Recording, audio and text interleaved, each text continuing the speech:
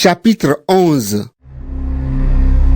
Il y a un homme malade appelé Lazare. Il habite à Béthanie, le village de Marie et de sa sœur Marthe.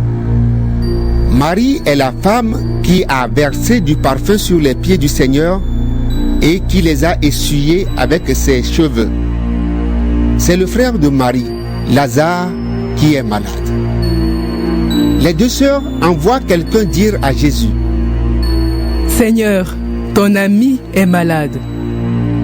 Quand Jésus entend cela, il dit: La maladie de Lazare ne va pas le faire mourir, mais elle va servir à montrer la gloire de Dieu. Ainsi, elle donnera de la gloire au Fils de Dieu. Jésus aime Marthe et sa sœur et Lazare. Il apprend que Lazare est malade. Et pourtant, pendant 2 jours, Jésus reste là où il est. Ensuite, il dit à ses disciples: Retournons en Judée. Ses disciples lui disent: Maître, l'autre jour, des Juifs cherchaient à te tuer en te jetant des pierres. Et tu veux retourner là-bas? Jésus leur répond: Il y a 12 heures dans une journée. Si on marche pendant le jour, on ne tombe pas, parce qu'on voit clair. Mais si on marche pendant la nuit, on tombe parce qu'on ne voit pas clair. Ensuite, Jésus ajoute: Notre ami Lazare s'est endormi, mais je vais aller le réveiller. Les disciples lui disent: Seigneur, s'il s'est endormi, il guérira. Jésus a voulu dire: Lazare est mort. Mais les disciples croient qu'il parle du sommeil normal. Alors Jésus leur dit clairement: Lazare est mort. Je n'étais pas là-bas et je m'en réjouis à cause de vous. De cette façon, vous pourrez croire en moi. Mais allons près de Lazare. Alors Thomas, appelé le jumeau, dit aux autres disciples: Allons-y nous aussi, pour mourir avec Jésus. Quand Jésus arrive, il apprend qu'on a mis Lazare dans la tombe il y a 4 jours déjà. Béthanie est près de Jérusalem, à 3 kilomètres environ. C'est pourquoi beaucoup de Juifs sont venus chez Marthe et Marie pour les consoler de la mort de leur frère. Marthe apprend que Jésus arrive et elle part à sa rencontre. Marie reste assise à la maison. Marthe dit à Jésus: Seigneur, si tu avais été là, mon frère ne serait pas mort. Mais même maintenant, Dieu te donnera tout ce que tu lui demanderas. J'en suis sûr. Jésus lui dit: Ton frère se relèvera de la mort. Marthe lui répond: Oui, je le sais. Il se relèvera de la mort quand tous les morts se relèveront le dernier jour. Jésus lui dit: Celui qui relève de la mort, c'est moi. La vie, c'est moi. Celui qui croit en moi aura la vie, même s'il meurt.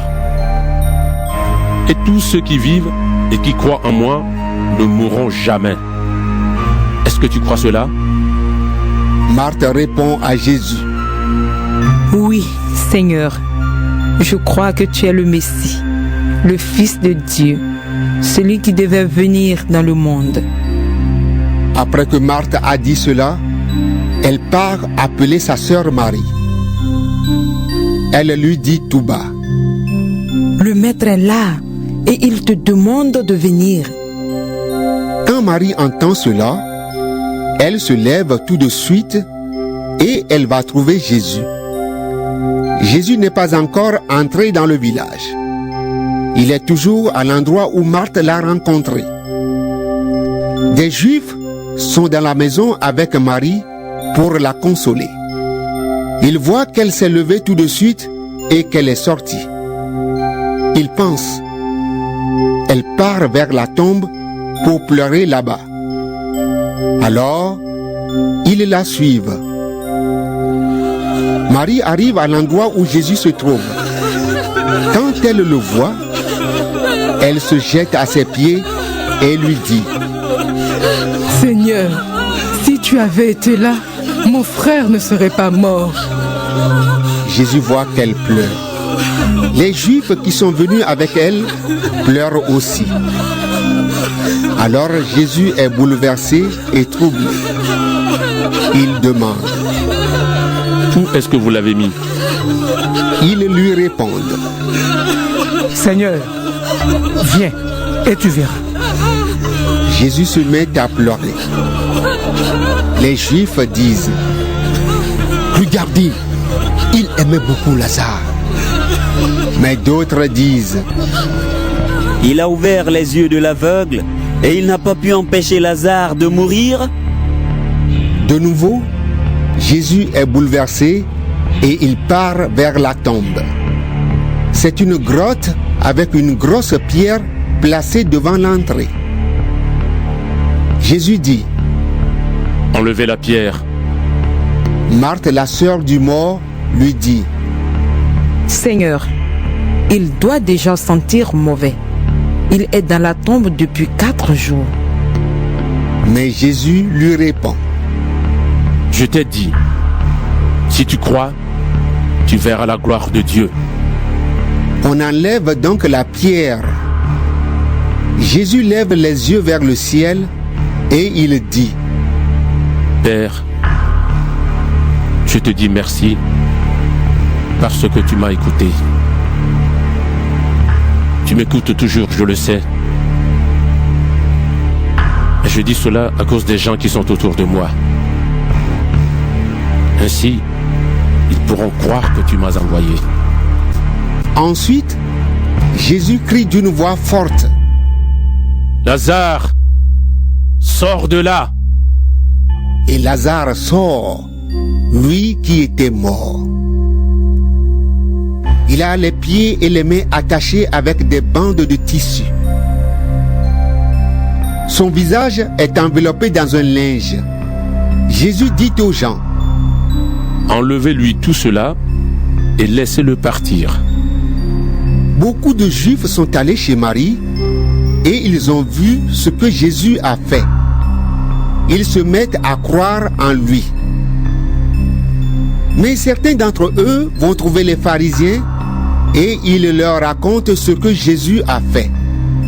Alors les chefs des prêtres et les pharisiens réunissent le tribunal religieux et ils disent: Cet homme fait beaucoup de signes étonnants.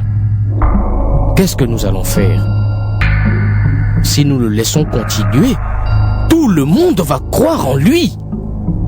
Ensuite, les Romains vont agir.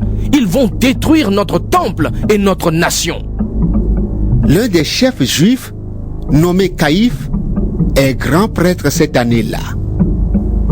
Il leur dit: Vous n'y comprenez rien. Réfléchissez donc. Pour vous, il vaut mieux qu'un seul homme meure pour le peuple. De cette façon, la nation entière ne sera pas détruite. Les paroles de Caïphe ne viennent pas de lui-même. En effet, cette année-là, c'est lui qui est grand prêtre et il parle comme un prophète. Il annonce que Jésus doit mourir pour la nation juive. Il doit mourir non seulement pour cette nation, mais aussi pour rassembler en un seul peuple les enfants de Dieu qui sont de tous les côtés. À partir de ce jour-là, les chefs décident de faire mourir Jésus. C'est pourquoi il cesse d'aller et venir en public parmi le peuple. Mais il s'en va près du désert, dans un village appelé Éphraïm, et il reste là avec ses disciples. C'est bientôt la fête juive de la Pâque. Beaucoup de gens quittent leur région et ils vont à Jérusalem avant la fête pour se rendre purs. Ils sont dans le temple et ils cherchent Jésus. Ils se disent les uns aux autres: Qu'est-ce que vous en pensez? Jésus ne viendra sûrement pas à la fête. Les chefs des prêtres et les pharisiens ont donné cet ordre: Si quelqu'un sait où se trouve Jésus, il doit venir le dire. Alors, on arrêtera Jésus.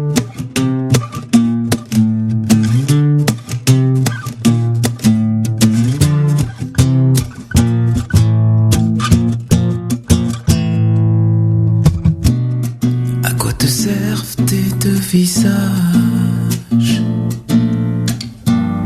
donnant l'illusion d'un mirage,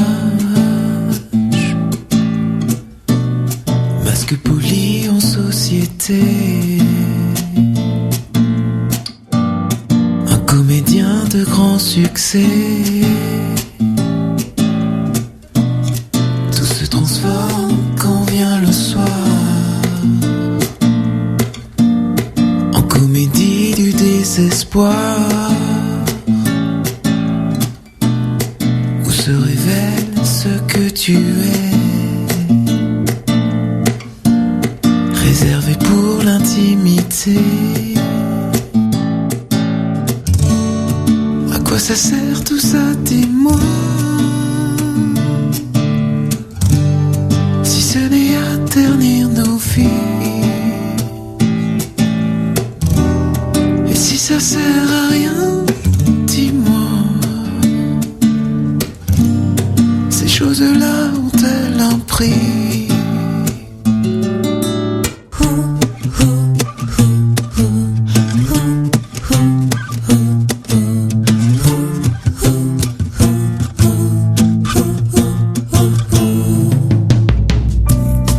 À quoi bon prier pour la paix,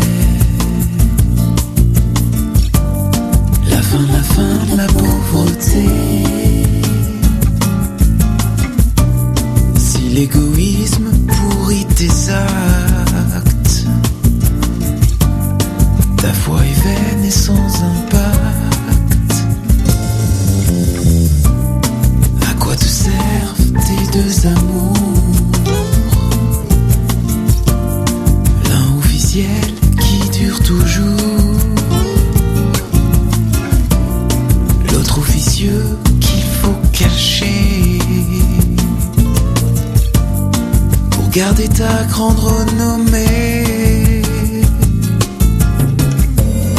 À quoi ça sert tout ça, dis-moi, si ce n'est à pourrir nos vies?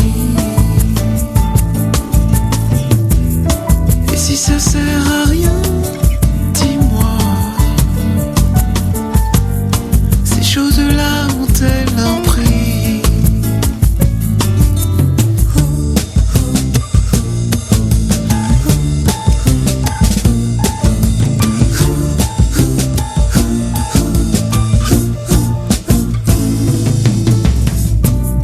À quoi te sert ta mauvaise foi,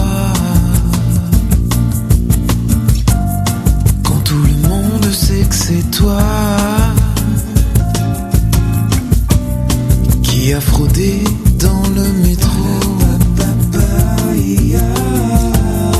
a détourné 100 000 euros?